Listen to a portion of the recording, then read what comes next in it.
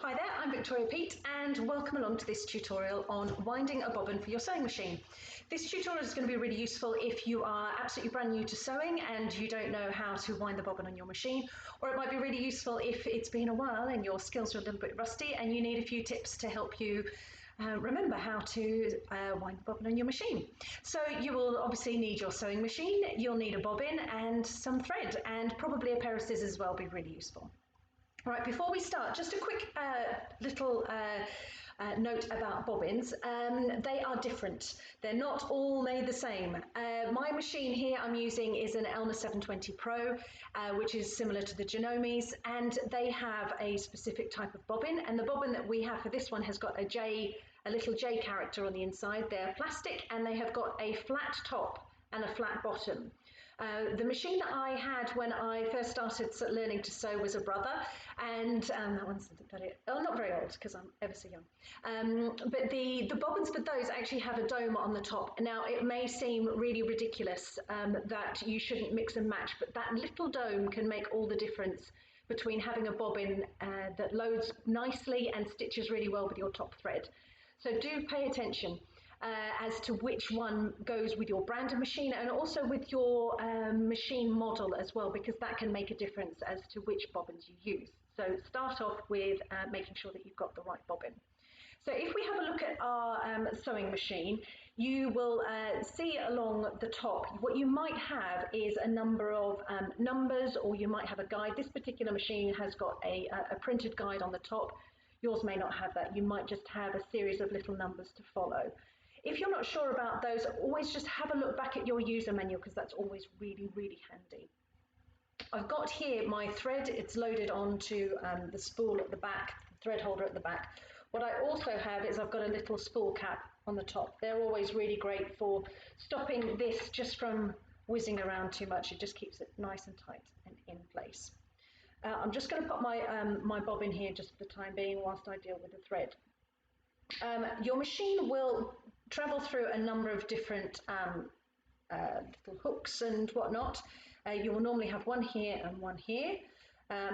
You might have something here as well, but you'll just need to learn to follow those guides. My particular machine has got a little guide up here first. Then I'm going to whiz through this one here. And then I'm going to come across to this one, which looks like a little button, and it's got a separate little collar on here, which is actually spring-loaded, and this is to deal with the tension for the thread. So you've got to put your thread underneath or between this part of the metal disc. So just wind that underneath, and mine just had a nice little click. And what you'll find when you are winding your bobbin is that the thread that runs from your bobbin back across to this little disc should be nice and taut. The rest of the thread will be nice and loose and will be free flowing. That was more difficult to say than I thought it would be. So just watch out for that, that this part here running from this tension disc over to your bobbin should be nice and taut. When it comes across to your bobbin, depending on your machine and the type of your bobbins, what you might do is you might wind your thread around a couple of times and then just leave enough of a tail to hold. That might be how yours works, and it should have, either in the instructions or on the machine, it should tell you whether it goes clockwise or anti-clockwise, the thread, so just follow that. For this machine and a lot of other machines, you will have on your bobbin, let me see if I can bring this in for you to show you, you'll have a little hole on your bobbin. Let's see if I can get the camera to focus and pick that up. You can just see there's a hole in the top there. What we're going to do is we're going to thread pass the thread in the middle of the bobbin here, and we're going to come out of that little hole. So I'm going to thread that,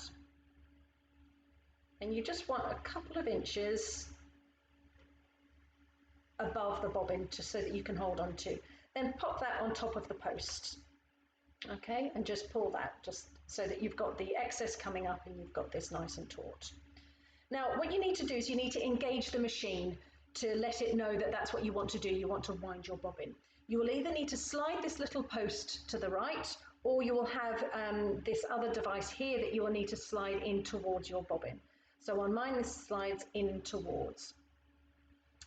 Now you need to tell the machine that you need to wind the bobbin. You might need to change something here. I'm just going to let that thread go. You might need to disengage. I've got one machine where the hand crank here is in two parts, and you hold one still and you twist the other half. You might have one where you pull out this side hand crank. For this particular machine, I've got a separate button that will do all of that for me. So what I'm going to do is I'm going to go ahead and press that. But what you might have is you might use your foot pedal instead to let that go. What we're going to do is going to press that. We're going to let it go around a few revolutions, and then I'm going to stop. So I'm just holding this thread. So I've gone round a few times, and that will just make sure that this is nice and secure, and I can just chop off this excess with my small pair of scissors to get rid of that, because what you don't want is this thread to get all tangled up and messy, because what we're aiming for is a nice neat bobbin. So I'm now going to go ahead, either press on your foot pedal or press your go button, and this will continue to fill, hopefully nice and even. And you can see this thread here at the back is all wibbling around, and this thread running across the front is nice and smooth. You'll be able to see here, I'm just going to stop that a moment. You can see this thread running across the front is going up and down, and it's nice and evenly filling your bobbin. If your bobbin isn't filling nice and evenly and it's just filling the bottom half, my old machine used to fill at the bottom a lot and leave the top empty. So I would just run my finger or an awl, a blunt instrument or something, just to guide the thread, just to fill the top of the bobbin. Now your machine, when the bobbin is full, your machine will either stop automatically, or it will just sort of make a bit of a whirring noise or something, just to tell you that it's full. So just watch out for that. It shouldn't overload, it shouldn't overfill the bobbin. So I'm just going to let mine continue on. That's filling nice and evenly, top and bottom. It's nearly full. And you can see here mine's given a little beep, a double beep, and it popped this over to the right-hand side. You may need to disengage that yourself, or you may, if you've got the post that you've moved, you may have to push the post back over to the left-hand side. You've got two different options here. You can either take a pair of scissors and snip your thread here, or this one has got a thread cutter. You might have one of those. You can just take your bobbin off and cut it through. So there you have a nice evenly loaded bobbin, and that's what you're after. Okay, so there we go. There's your bobbin, all nice and neat and tidy. That's what we're aiming for, something that's nice and neat and it's not all loose, because if you start getting that loose, when you pop it into your machine and the top thread goes to collect the bobbin thread, it just won't pick it up nicely, and that's where you'll end up with nesting and tangles and knots in your machine. So that is what you're aiming for with a nicely loaded bobbin. Hope that's been useful. Have a look at my other videos. There will be videos for threading your machine and starting stitching and all sorts of skills and tips and techniques. So do subscribe on YouTube and you can keep up to date with what is what. Thank you so much for watching, and I will see you again next time. Bye.